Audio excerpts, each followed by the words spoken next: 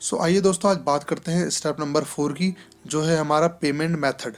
दोस्तों, import export business में payment method बहुत ही ज़रूरी होता है, क्योंकि कोई भी बिजनेस टोटली डिपेंड करता है हमारे 3 फैक्टर्स पे, जो है प्रोडक्ट, पेमेंट एंड डिलीवरी पे। अगर आप किसी प्रोडक्ट को किसी दूसरे देश में एक्सपोर्ट करते हैं और आपको सही पेमेंट मेथड या उसका तरीका नहीं पता है, तो दोस्तों आप 100% गारंटीड मान लीजिए कि आप इंपोर्ट एक्सपोर्ट बिजनेस के पहले ही स्टेप में फेल हो जाएंगे।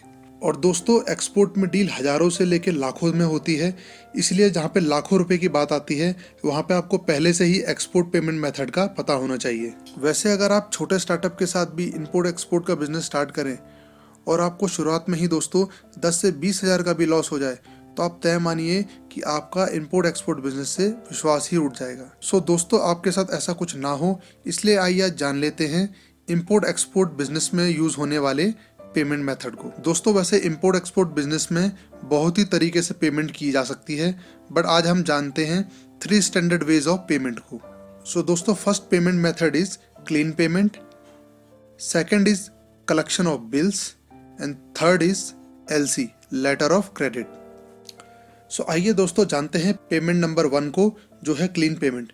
जैसे कि इसके नाम से ही पता चल रहा है, क्लीन पेमेंट। दोस्तों, इट्स मीन कि जो भी पेमेंट यहाँ होगी या तो वो एडवांस होगी या ओपन अकाउंट मेथड से ही होगी। दोस्तों, क्लीन मेथड के अंदर भी 2 सब कैटेगरी हैं।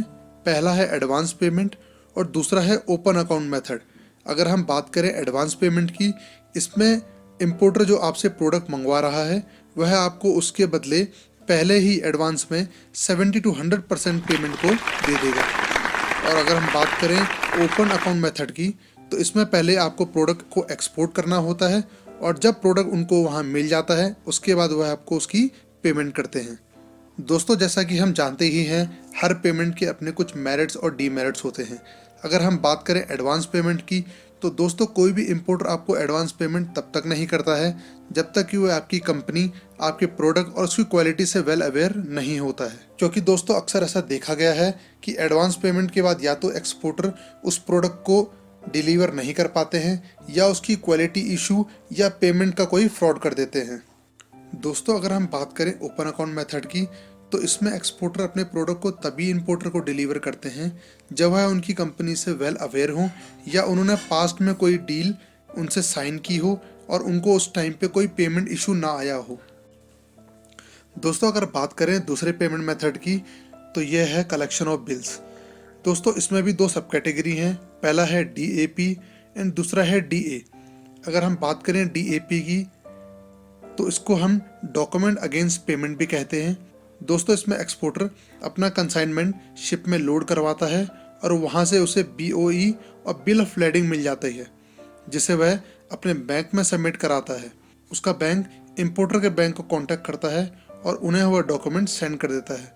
अब कार्गो जो इंपोर्टर के पोर्ट में पहुंच जाता है, वह इंपोर्टर बैंक में जाके पेमेंट करता है और डॉक्यूमेंट ले लेता है, ताकि वह पोर्ट से अपना कंसाइनमेंट को क्लियर करवा सके। और दोस्तों, इंपोर्टर का बैंक उस पेमेंट को एक्सपोर्टर के बैंक में सेंड कर देता है। दोस्तों, अगर हम बात करें डॉक्यूमेंट अगेंस्ट एक्सेप्टेंस की, तो इसका प्रोसेस भी लगभग DAP की तरह सेम ही होता है।